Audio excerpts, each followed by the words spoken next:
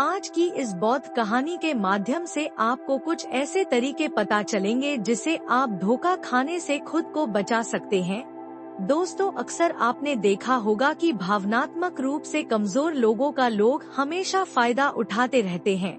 कभी ना कभी हम सब ने देखा होगा कि अपने आसपास जो भी इंसान नरम दिल का होता है, यानी कि भावनात्मक रूप से दयावान होता है, वह बेचारा अपनी करुणा बस दूसरों की सहायता तो कर देता है, लेकिन बदले में उसे हमेशा धोखा ही मिलता है।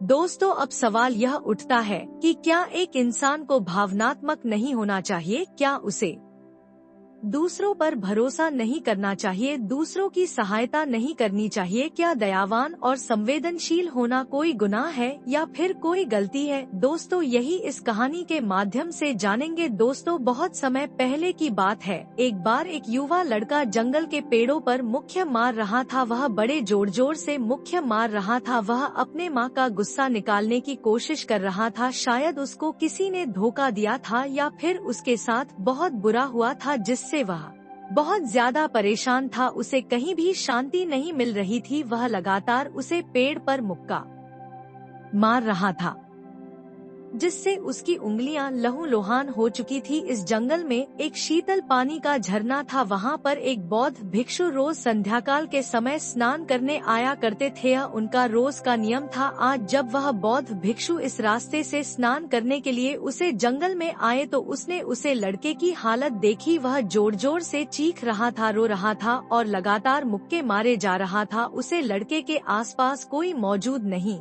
था। इससे उसे भिक्षु को उसे युवक की चिंता होने लगी। बौद्ध भिक्षु ने सोचा कि कहीं मैं इसे ऐसे ही छोड़ दूं और कहीं यह आत्महत्या कर ले तो।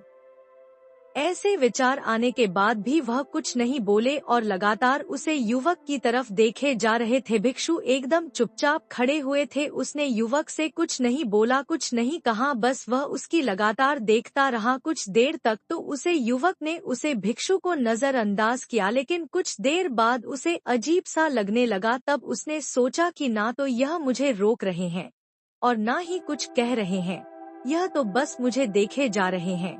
इसका क्या मतलब है? बड़ा अजीब आदमी है। ऐसे ही विचार उसे लड़के के मन में उठने लगे थे। जब कुछ देर बाद भी वह भिक्षु कुछ नहीं बोले तो लड़के ने अचानक से उससे पूछा, मान्यवर, आप अपने रास्ते क्यों नहीं चले जाते? आपको क्या मतलब खड़े हुए मुझे देख क्यों रहे हैं? फिर भिक्षु ने बड़े शांत स्वर में कहा, बेटा, मैं तुम्हें रोक नहीं रहा हूँ, तुमसे कुछ कह नहीं रहा हूँ, तो मुझे तुम्हें क्या परेशानी है? मेरे ही तरह यह पेड़ पौधे, यह पक्षी, यह सब तुम्हें तो देख ही रहे हैं। जब इसे तुम्हें कोई परेशानी नहीं है तो मुझे क्यों परेशानी है? यह सुनकर और लड़का जोर से चीख कर बोला, मुझे सबसे परेशानी है, मैं सबसे नफरत करता हूँ। यहाँ पर सब धोखेबाज गद्दार होते हैं, कोई किसी का नहीं होता इस दुनिया में।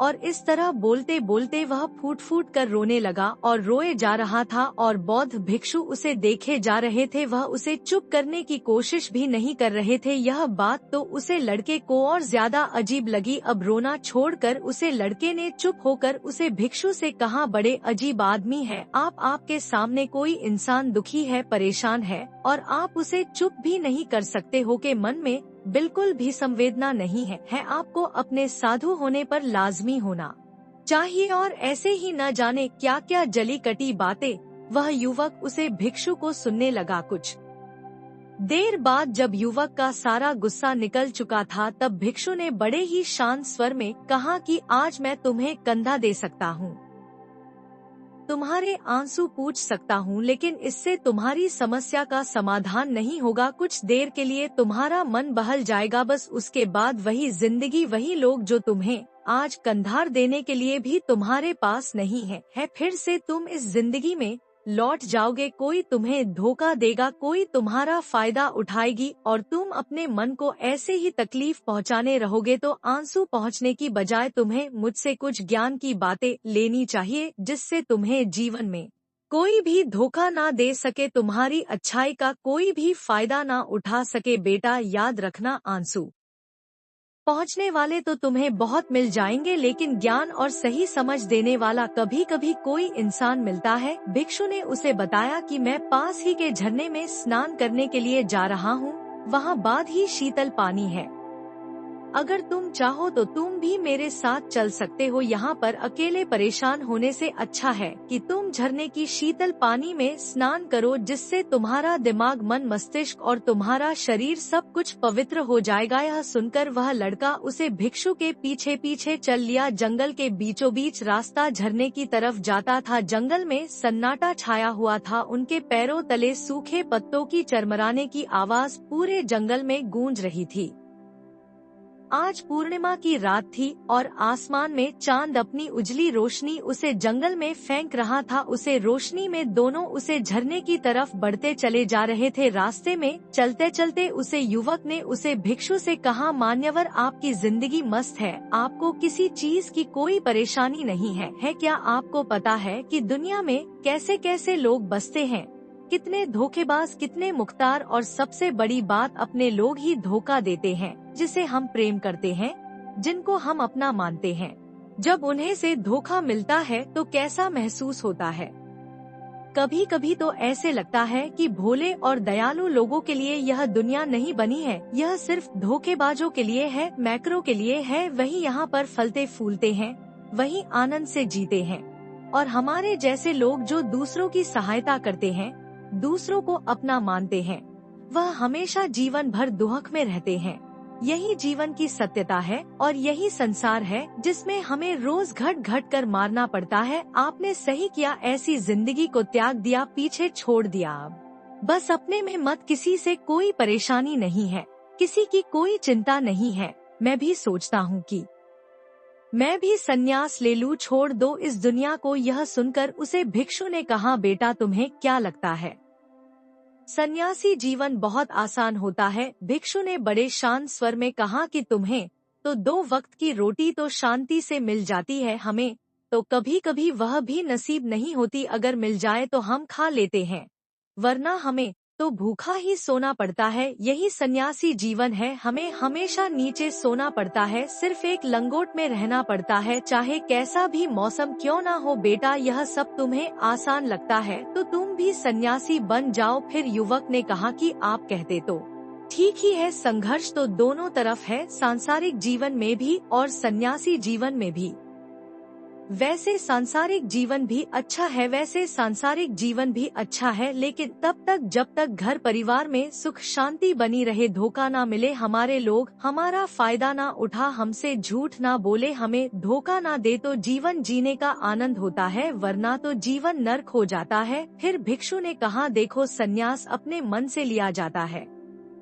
जब हमारा मन कहता है कि हमें संन्यास के मार्ग पर सफलता हासिल करनी है, आगे बढ़ाना है, तो ही सन्यासी जीवन सफल हो पाता है। लेकिन तुम अपने घर से परेशान होकर, दूसरे लोगों से परेशान होकर सन्यासी बनना चाहते हो तो तुम्हारा सन्यासी जीवन भी कभी सफल नहीं होगा। इससे अच्छा तो तुम सांसारिक जीवन में अगर कुछ तरीके, कुछ नियम अपनाओ तो दूसरे लोग तुम्हें धोखा नहीं दे पाएंगे। सबसे पहले तो यह समझो कि धोखा उन्हें ही मिलता है जो भावनात्मक रूप से कमजोर होते हैं, जिनके दिल जल्दी पिघल जाता है, जो दूसरों को दुख में नहीं देख पाते। ऐसे लोगों के साथ धोखे होने की संभावना ज्यादा होती है, क्योंकि कोई भी आदमी अपनी परेशानी बताकर, अपने को दुख में बात कर तुम्हारा फायदा उठा सकता है। क्या पता वह झूठ बोल रहा हो या वह दुखी होने का नाटक कर रहा हो, लेकिन आपको तो सच ही लगेगा। और उसके बाद कुछ समय बाद आपको पता चलता है कि आपके साथ धोखा हो गया। उसके बाद आपका मन अंदर से टूट जाता है।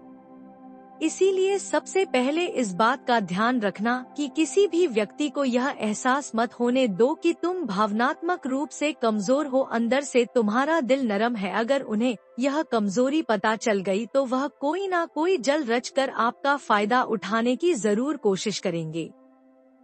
चाहे आप अंदर से संवेदनशील हो, दूसरों की मदद करने वाले हो, लेकिन किसी को एहसास मत होने दो। ऊपर से कठोर बने रहो। जब लोगों को लगेगा यह आदमी कठोर है, तब वह लोग जो झूठ है, मक्कार है, वह आपके पास आएंगे ही नहीं। वह उन्हें चंगे जो उनके आसानी से शिकार होंगे। और दूसरी बात समझने की यह होती है कि हम बहुत जल्दी दूसरों पर विश्वास कर लेते हैं, और हमारा जल्दी विश्वास करने की आदत ही हमें हानि पहुंचती है। 2 दिन तुम्हें किसी से मिले हुए नहीं होते हैं, और तुम एक दूसरे के हो जाते हो, एक दूसरे पर पूरा भरोसा करने लग जाते हो और यह भरोसा तीसरे दिन टूट भी जाता है और फिर तुम्हें धोखा मिलता है और फिर तुम परेशान होते हो। इसीलिए समय दो। किसी भी चीज को, किसी भी रिश्ते को आगे बढ़ाने के लिए समय की जरूरत होती है। समय के साथ तुम्हें सामने वाले इंसान की अच्छाई और बुराई पता चलती है। तब तुम्हें पूर्ण रूप से पता चलता है कि इंसान वास्तव में कैसा है, अच्छा है या बुरा है, और वह कुछ समय देने के बाद ही होता है। इसीलिए जल्दी किसी पर विश्वास मत करो, अपनी पूरी संतुष्टि करना। अगर तुम किसी के साथ लंबे समय तक भरोसा करना चाहते हो या किसी के साथ कोई संबंध बनाना चाहते हो, कोई दोस्ती करना चाहते हो या फिर किसी की मदद करना चाहते हो, तो इन सभी परिस्थितियों में तुम्हें यह जरूर पता होना चाहिए कि दूसरे लोग उसे इंसान के बारे में क्या सोच रखते हैं। इसके बाद तुम जीवन में कभी भी धोखा नहीं खाओगे और तुम्हें कभी भी धोखे की वजह से पछताना नहीं पड़ेगा। इसी तरह की बातें करते हुए भिक्षु और वह लड़का दोनों जंगल से बाहर आ गए और अपने अपने घर को चले गए।